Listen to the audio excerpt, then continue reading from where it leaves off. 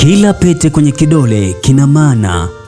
Usivae pete tu kwa mapambo, inaweza kubeba ujumbe wa kipekee. Watu wengi wanapovaa pete huangalia uzuri wake, rangi yake au namna inavyopendeza mkononi. Lakini katika historia ya dunia, tamaduni mbalimbali ziliamini kuwa pete haikuwa pambo la kawaida tu. Pete ilikuwa ni alama ya mamlaka, upendo, heshima, mafanikio, utajiri na hata tabia ya mtu. Wafalme au viongozi, wafanyabiashara wakubwa na hata watu wa kawaida walitumia pete kuonyesha kitu fulani kuhusu maisha yao. Leo tunaweza kuvaa pete kwa mtindo wa kisasa, lakini bado kuna imani na tafsiri nyingi kuhusu kidole unachochagua kuvaa pete hiyo. Je, ni bahati tu au kuna maana iliyojificha ndani yake? Namba 1, pete kwenye kidole gumba, ishara ya nguvu, uhuru na kujitegemea. Ukiona mtu amevaa pete kwenye kidole gumba, mara nyingi huonekana tofauti kidogo na wengine. Hii ni kwa sababu watu wengi hawachagui kidole hiki kwa kawaida, lakini katika baadhi ya tamaduni za zamani, kidole gumba kinahusishwa na nguvu za mtu binafsi na uwezo wa kufanya maamuzi. Fikiria hali hii, kuna watu wawili wanaanza biashara, mmoja anasubiri watu waamue kwa niaba yake kila wakati, lakini mwingine anaamua kusimama mwenyewe, kuchukua hatari na kufanya maamuzi magumu. Mtu wa aina hii mara nyingi angeweza kuhusishwa na sifa za kidole gumba.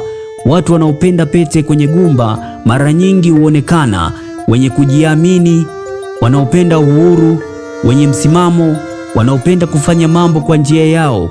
Katika maisha ya sasa, unaweza kuona wasanii, wafanyabiashara na watu wanaopenda mtindo wa kipekee wakivaa pete kwenye kidole hiki.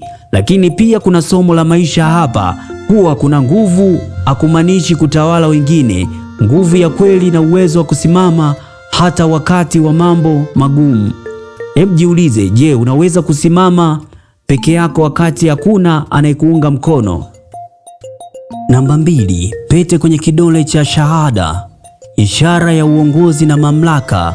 Kidole cha shahada ni kidole kinachotumia kueleza vitu hata bila kufikiria sana.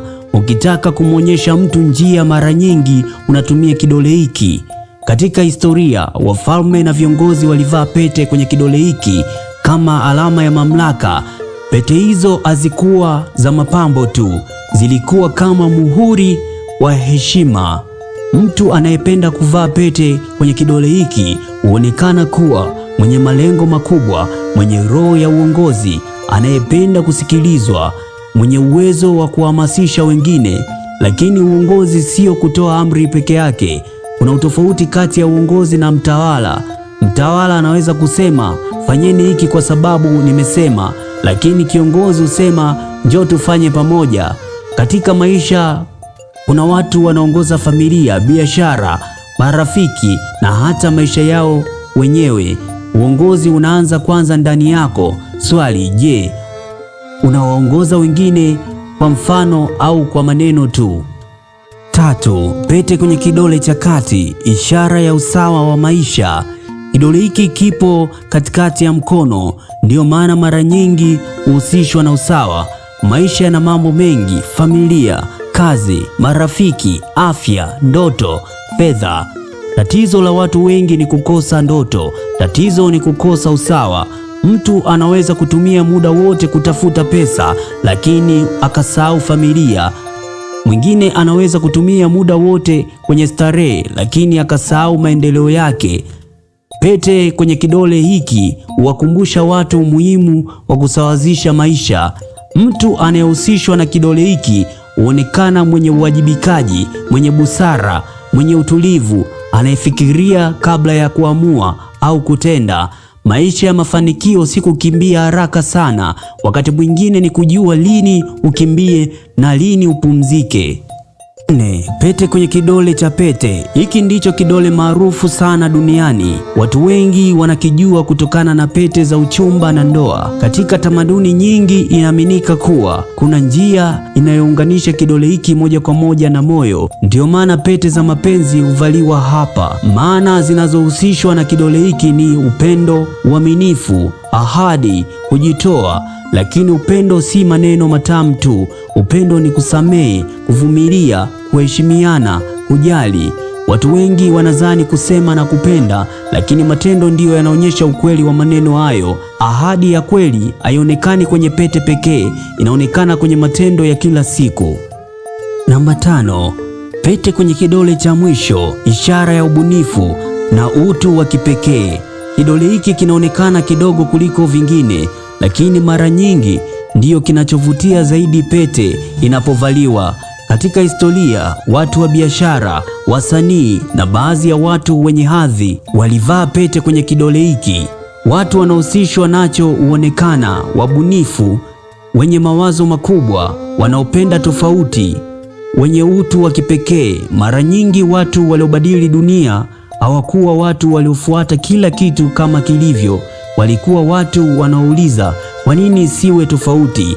Ubunifu huanza pale unapothubutu na kufikiria tofauti. Hitimisho, pete inaweza kuwa ndogo sana, lakini maana ambazo watu wameziunganisha nazo zimekuwa kubwa kwa karne nyingi. Lakini kumbuka jambo muhimu, hizi ni tafsiri za kitamaduni na jamii, si sheria za sayansi. Mtu anaweza kuvaa pete kwenye kidole chochote kwa sababu ya mtindo, urahisi au sababu binafsi. Swali la mwisho kwa watazamaji au wasikilizaji, unavaa pete kwenye kidole gani? Na unadhani kinafanana na tabia yako? Dondosha comment hapo chini, utaniambia na pia nitakujibu. Mara zote tunajitahidi kuwa bora zaidi ya jana. Asante, naitwa Daudi Mwaluko. Usikose katika makala nyingine. Kumbuka kusubscribe ili kupata updates mbalimbali za makala.